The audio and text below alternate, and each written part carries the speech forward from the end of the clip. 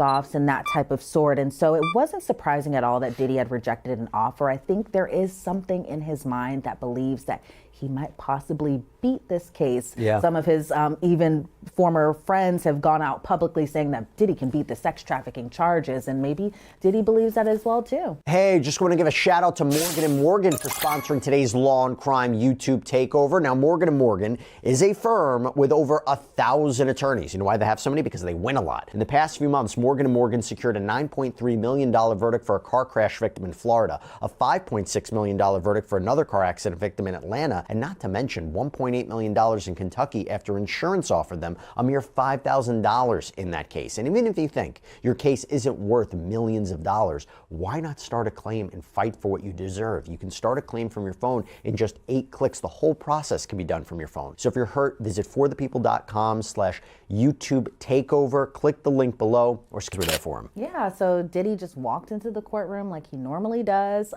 He hugged all of his attorneys. He, dabbed up Mark Agnifilo. I think he was kind of searching in the gallery to see if he had family there, because when court had first started, nobody was there from his family. And I think he kind of looks forward, and I'm just speculating here. Obviously, I'm not in his mind, but I think he looks for people, especially his mom, to be inside that courtroom in the gallery. But today it was just Justin Combs all by himself. I think in the moment when he had first walked into the courtroom, it was a little bit after it had started, he kind of was like clearing his throat. I don't know if it was because he actually had to clear his throat, or if it was to get his father's attention, just to let him know that he is here. Oh, interesting. Yeah, but Diddy did turn around a couple of times. I don't know if it was to see if more of his family came in, or just to kind of like check in with Justin during that. But he seems to always kind of be more excited to see his family inside that courtroom. But as far as the attorneys go, it was the usual bunch: Mark Agnifilo, Tenny Garagos. Diddy sits kind of in between Tenny and Alexandra Shapiro. She was in the courtroom as well today. Jason Driscoll, Anna Esteval. There was no Brian Steele, though, today, which I found particularly interesting, especially given that he kind of made his presence known in the last hearing last week. But I will say that was just me doing some research that Nicole Westmoreland, she had previously represented another YSL defendant. She was in that courtroom as well, too. So maybe it is to kind of like keep him in the know of what things were happening, because she had attended court with him as well the last time when they had all come in. All the cameras were surrounding Brian Steele and her. And so that was pretty much who was in the courtroom today. But yeah, Diddy seemed in good spirits, as I could tell. Maybe it's just like another hearing, another day, another time to get out of MDC. Well, look, I want to talk about this apparent rejected plea deal, but I mean, he's ready to go to trial. He's been waiting for this. There's a lot of mixed reporting. I don't know if you have the answer on it. Mark Garagos wasn't in court. I don't know if he's representing Sean Combs or not, right? Right, exactly. Like, we were waiting for Mark Garagos to make his big announcement, possibly be inside that courtroom. Harvey Levin had made that joke on the Two Angry Men podcast that he'd bet his house that he's going to be representing Diddy come trial. But it looks like Harvey might have to give up his house, because as of this recording, as we're speaking right now, no sign of Mark Garagos being on the team yet. Talk to me about the news of this rejected plea deal. What happened in court? So that was kind of brought up a little bit at the end, just so nonchalantly, that I was like, oh, whoa, a plea offer was given to him. So the government didn't go into full details as far as what the offer was, how much time it might have possibly been for, or just any of that sort. And so the government said, they had made an offer to Diddy.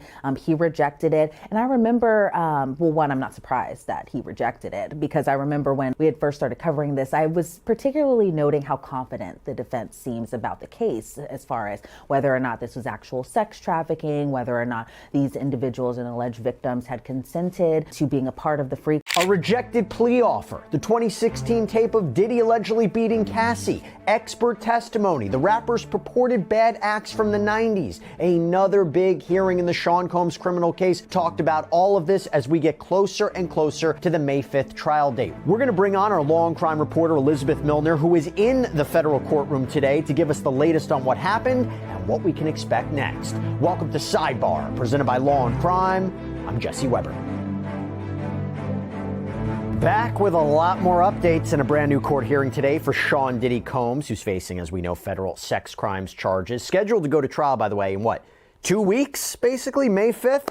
So straight from court, just got back to our office. We have with us Elizabeth Milner, law and crimes reporter. Elizabeth, good to see you. Thanks for coming back on here. You're on Sidebar. So you were in there, a lot to go through. First, we'll start off. How did Sean Combs look? What did he do? What did he say? And who was there? I mean, what attorneys? Eventually, I've done what I set out to do, which was to redefine the universe. I've proven what I've set out to do, and that's why I have all the patents. Whether they evaluate it or not, that's up to them.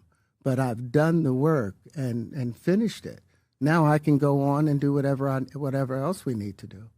Hi, everyone. My name is Terrence Howard. I'm an actor, but in the field of science also. So if you would like to connect with me, you can connect with the approach. And you threaten to punch them in the mouth, or threaten to knock their head off for talking to you or looking at you like you're a woman. You know, when you approach a real man about his masculinity, you're going to get a real reaction back. It's a difference when a guy walks in a room and when a man walks into a room. And a man don't take the same things that a guy will accept.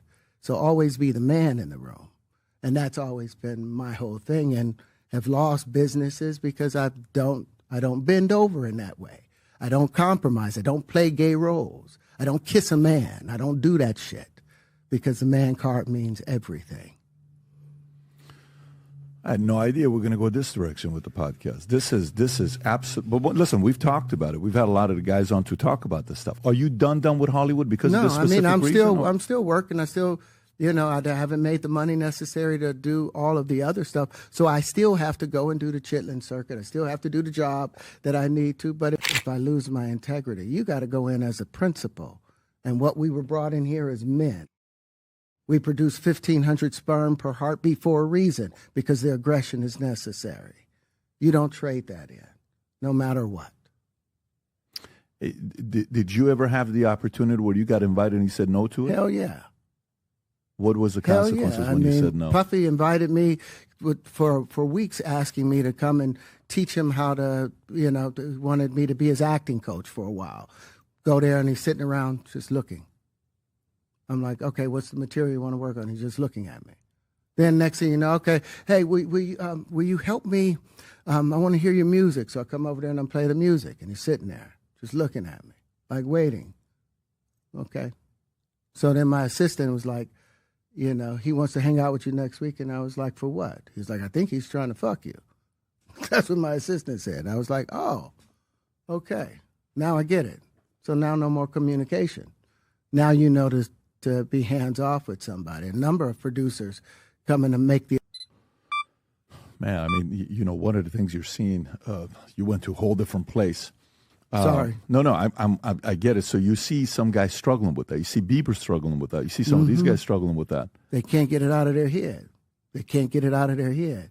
The things that they did, no matter how they did it, whether they were drunk or high or whatever, you gave up your man card. You need therapy.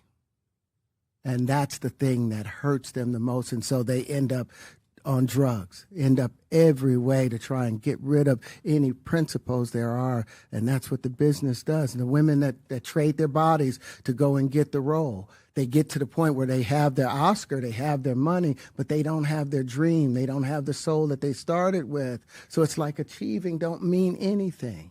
If I get all the Nobel Prizes from doing all of this, but in the process I have to trade out all of my integrity to do it so that they can stay in place, what benefit is that? You give up that right for anything, for fear of being hurt, fear of somebody doing something, for wanting to gain something. When you give up that man card right, you lose some spiritual energy that has always been pushing through. Like if a woman gives up her womanly right of being a mother and taking care of her family and do all those things. When you give up those things, but when you give up your manhood, I've never seen somebody recover from it.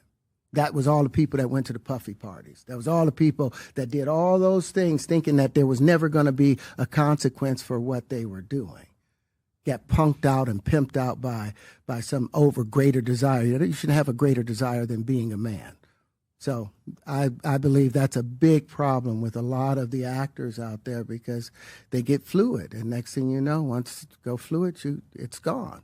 You don't have any foundation to pull yourself back from. So maintain your man card. no matter what.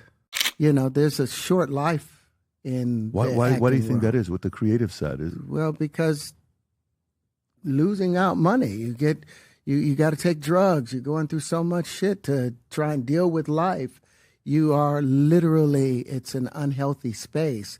And so eventually you're going to go too far, you know? Who knows what happened to Philip? Who knows what he had to do in order to get to where he was at? There's a lot of things that people do that end up sitting and they can't get over it. And they got to keep getting high, hoping to get it out of their head, you know? But when you lose your man card, that's the only thing I can think of. You lose your damn man card. What is that? What do you mean by that?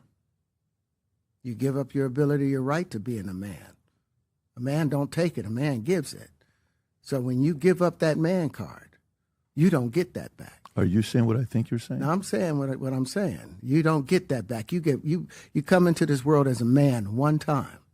The courtroom drama surrounding Diddy took a shocking turn today. Whispers of explosive new revelations and intense moments are spreading like wildfire. You won't believe what's being said as the legal battles reach a fever pitch, captivating everyone watching. In the complex and highly publicized legal proceedings involving Sean Diddy Combs, the world has been captivated by the unfolding events as Diddy faces multiple serious allegations and navigates the intricacies of the justice system. Every development is scrutinized and rumors can spread rapidly. The public's fascination is understandable given his prominence in the entertainment industry and the gravity of the charges against him. These legal challenges have cast a long shadow, drawing intense media attention and sparking widespread discussion across social media platforms and news outlets globally. The situation is fluid, with new information and legal filings frequently emerging, keeping the public and legal observers on edge. The sheer volume of allegations and the high profile of the individual involved contribute to the intense level of interest and speculation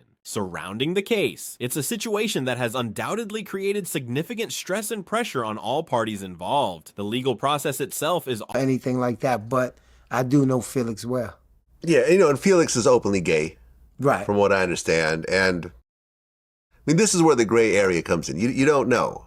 You know, I've taken ecstasy before, and you get real like, yo, I love you, man. Like you touch on, you know, right. You're not touching on dudes sexually, but you hugging them. I love you, man. You know, kiss them. You know, like in the forehead or something. You know, and it's like at the time, it's just like, yo, man. You know, it's not a gay thing, right? But it's just like you often a long and arduous journey filled with procedural steps, hearings, and the presentation of evidence, all of which can be emotionally and physically taxing. Adding another layer to this already complex narrative are the recent public statements made by actor Terrence Howard. In interviews, Howard has shared his own experiences and made allegations regarding past interactions with Diddy. These statements made outside of the formal court proceedings have nonetheless added fuel to the public conversation surrounding Diddy's character and past behavior. Howard's decision to speak out at this time has been met with varied reactions, further amplifying the public discourse. His accounts, as reported, describe unsettling encounters and raise questions about power dynamics within the entertainment industry. While these allegations are separate from the specific criminal and civil cases Diddy is currently facing in court, they contribute to the broader public perception and the intense scrutiny under which Diddy finds himself. The nature of these allegations, combined with the ongoing legal battles, creates a climate of heightened tension and speculation. It is crucial, however,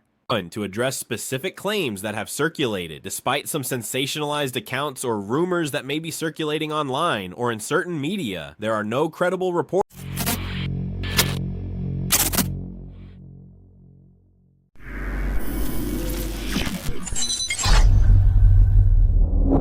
I mean, there's always been the gay rumors about Diddy.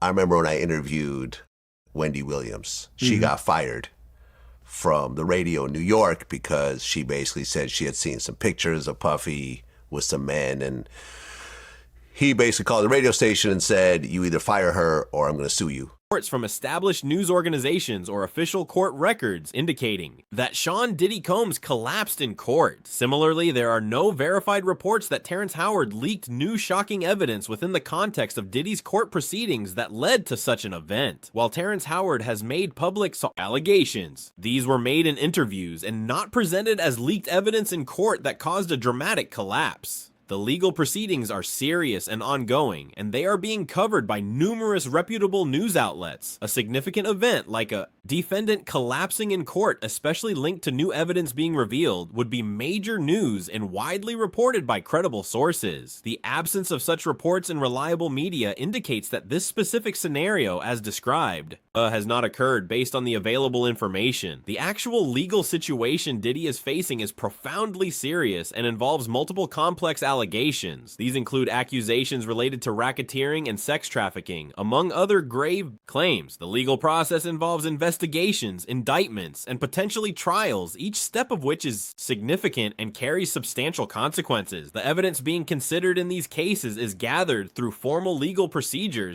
I said, you getting ready to go out? He said, nah, I won't go out, but why you staying there? Yo, you could come stay here. I got 2 floors. So I said, all right, cool. It's just me and him. All right, I'll stay here. And he tells me, he says, yo, I got this girl coming over. I can't remember her name, but I knew all the girls, you know.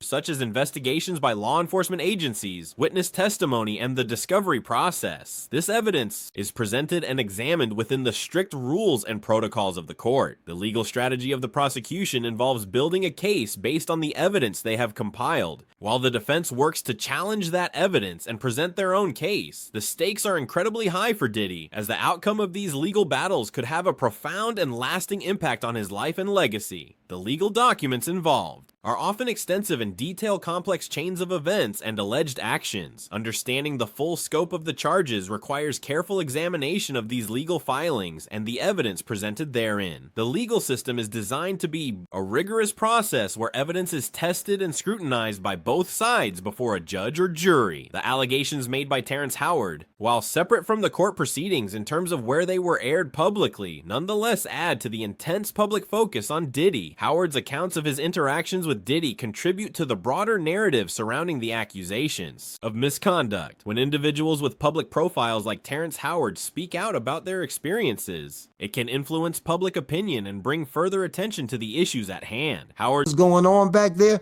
For me reading the lawsuit, that's when I put 2 and 2 together, like, wow, this was the freak off. But it made a lot of sense. You know, it was one specific time we was in Las Vegas, and it was just me and Puff. And he had the Caesars suite, and I had the room down the hall. And he called me. He said, yo, what's up? I said, oh, yo, ain't nice. What you doing? I said, nothing. I'm in the room. I'm chilling. What's up? What you need? His description of the alleged inappropriate advances provides a personal perspective that resonates with many people. The entertainment industry, like many others, has faced increased scrutiny in recent years regarding issues of power, respect, and appropriate conduct. Allegations of the nature described by Howard contribute to this larger conversation and highlight the importance of creating safe and respectful environments. It's important to note that while Howard's statements are public allegations, they would typically need to be presented and validated through formal legal channels to be considered as evidence in a court of law. The impact of such public statements on ongoing legal cases can be complex and is often subject to legal debate and strategy. The media coverage surrounding Diddy's legal challenges has been extensive and often sensationalized, driven by the public's appetite for news about high-profile figures. Every court appearance, every legal filing, and every public statement related to the case generates headlines and analysis. This intense media spotlight can create a challenging environment for all involved, as information and speculation are constantly circulating. It also means that it is important to rely on credible and verified sources for information to avoid spreading misinformation or unsubstantiated rumors. Sure he get in the party. Then it was times that we went away, and I would always have the adjoining room to his room. But it was times where the assistant would be like, yo, your room is up the hall. I'd be like, yo, my room. And then I might see the same guy got the adjoining room. So I'd be like, oh, okay. I'd be like, yo, he'd be like, yo, I don't know what's going on, man, but that's his room. And then I put 2 and 2 together, like that's the adjoining room, so the person don't got to come outside no more. And these went on quite often. What was the public's fascination with celebrity? Legal troubles is a long-standing phenomenon, and in the age of social media, the speed and reach of information, or indeed misinformation, are amplified significantly. This makes the role of responsible journalism and critical consumption of news More important than ever, the narrative surrounding Diddy is constantly evolving in the public sphere, influenced by legal developments, media reporting, and the commentary of individuals like Terrence Howard. The interplay between the formal legal process and the court of public opinion is a defining characteristic of high-profile cases like this. 1. The legal process itself is a lengthy and often unpredictable journey, from the initial investigation and potential arrest to indictment, pretrial motions, and ultimately a trial. Each stage presents its own challenges and complexities. The defense team works tirelessly to protect their clients' rights and build a strong defense against the charges. This can involve challenging the evidence presented by the prosecution, filing motions to dismiss charges, and preparing for the possibility of a trial. The prosecution, on the other hand, is focused on proving the charges beyond a reasonable doubt, presenting their evidence and witness testimony to support their case. The judicial system is designed. I don't know about him saying, this, that, and the other, but I know for sure that those guys, because then he would hit me if they had a party that night, and he would be like, Barnes, you remember such and such? Say, what? And it was one guy specifically, he would say, it was a guy named Michael from Miami. And I knew this guy, you know what I'm saying? But I didn't know what role he played in nothing. But Puff would always ask me, yo, can you make sure he get in the party? He ain't got to be in the section, but just make... Designed with checks and balances to ensure a fair process, but it is also a system that can be emotionally draining and incredibly stressful for everyone involved. The potential outcomes range from acquittal to conviction, with significant implications for the defendant's freedom and future. The legal strategies employed by both sides are often complex and involve careful consideration of legal precedents, procedural rules, and the specific details of the case. The sheer volume of legal work involved in a case of this magnitude is immense, requiring a dedicated team of legal professionals. The public reaction to the allegations against Diddy and the ongoing legal proceedings has been varied and intense. Many people have expressed shock and disappointment, while others have adopted a more cautious wait-and-see approach, emphasizing the importance of the legal process and the presumption of innocence until proven guilty. The nature of the allegations has also sparked broader conversations about accountability, the power dynamics within the entertainment industry, and the experiences of alleged victims. Social media platforms have become a major arena for these discussions, with opinions and commentary circulating widely. This public discourse, while not part of the formal legal process, reflects the so I'm gonna stay on the elevator. And I stay on the elevator, and the elevator stop on Puff floor. And I'd be like, okay. And then I wouldn't let the door close because this person is oblivious to who I am. So he would just walk straight to Puff door, and I'll just be watching, and I'll see him knock on the door, and then I'll see him go in. In my mind, at this particular time, I'm so happy I got the day off. I'm not thinking about I said, well, they some freaks. That's all. I don't... Societal impact of these events and the strong feelings they evoke. It also highlights the challenges of distinguishing between verified information and speculation in the digital age. The court of public opinion operates differently than a court of law, and the two can sometimes feel at odds. However, public interest in such cases can also play a role in ensuring transparency and accountability within the legal system. The ongoing nature of the case means that public reaction will likely continue to evolve as new developments emerge. The statements made by Terrence Howard have resonated with many, particularly those who have spoken out about their own experiences in the entertainment industry. His willingness to share his perspective has been seen by some as a courageous act, contributing to a broader conversation about the need for ethical conduct and respect within the industry. Howard's account, as reported, describes a situation that he found uncomfortable and concerning, leading him to distance himself. Such personal testimonies, when shared publicly, can shed light on potential issues and contribute to a greater awareness of challenges faced by individuals in powerful industries. It's important to remember that personal accounts and public allegations are distinct from the evidence presented and tested in a court of law. But they like, yo, you got the weekend off. Yo, you got the day off. I'd be like, all right. So you know how you get to the hotel. I'm going to eat some fruit, You're like, yo, what you still here for? You got to leave. So I'm like, yo, why you rushing me, yo? So, I'm going to be nosy now. So when I get by the elevator, I done took so much time to come down that when I'm coming down the elevator, I might see a Rico Suave getting on the elevator. You know what I'm saying? So I'm like...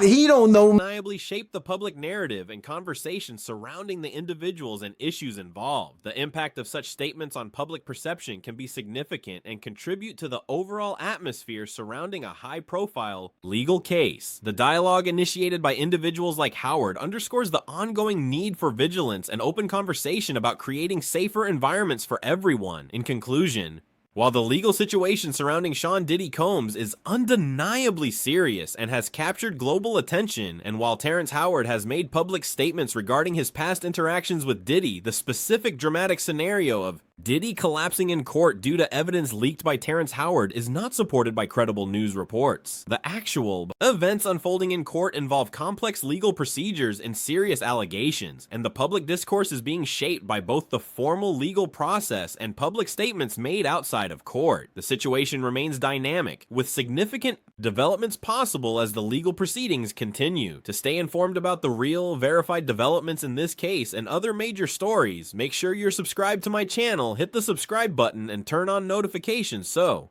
you don't miss any important updates as this situation unfolds. He would go get IV fluids, Right. to kind of recover from it.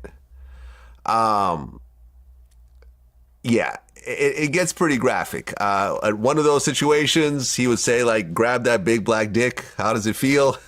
He would use a laptop and a phone to record everything. And then sometimes he would use her phone and she would delete it. But then he would say, oh, I can still get it back. And at one point, I guess he showed her a video that she thought. If he was in the studio 36 hours, he didn't want to pay you for the hours that you worked. So he had Tony Fletcher come to me and say, listen, Bonds got all the hours that he worked in. And she said, Bonds, can you please just put 12 hours a day on there? So she was his go-to with whatever type of things that had to do with money or office work. Got it. So he would have Cassie go to these websites to find escorts, and he instructed her to search for large black penises. She claimed that he would fly these male sex workers to all different types of cities. The assistants would set up these freak-offs in the hotel suites with baby oil and Astroglide. Yeah. There'd be lots of drugs. She was given ecstasy, cocaine, GHB, ketamine, marijuana, and alcohol. And afterwards, like you described, after these freak-offs, at one point in 2013, they were at the Intercontinental in New York, where there was like tens of thousands of dollars of damages in the hotel after one of these. She said the chief of staff, Tony Fletcher, paid the invoice. Were you around Tony Fletcher? Yes, I was. Okay. Tony Fletcher was the accountant. She's also the one that came to me where Diddy had a thing where it didn't matter if you worked 20 hours a day, if you worked 24 hours.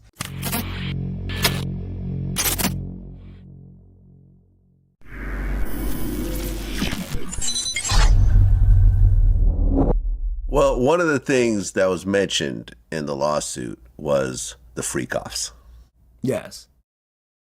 So, in the lawsuit, Cassie said, while in New York, Diddy told her that he wanted to engage in a fantasy of his called voyeurism. He said it would turn him on if he saw Cassie with another dick. So, he allegedly forced her to engage in sex acts with male sex workers while he would masturbate and film it. First time, Diddy hired a man, brought him to his home in Los Angeles. Everyone was wearing masquerade masks. I could believe.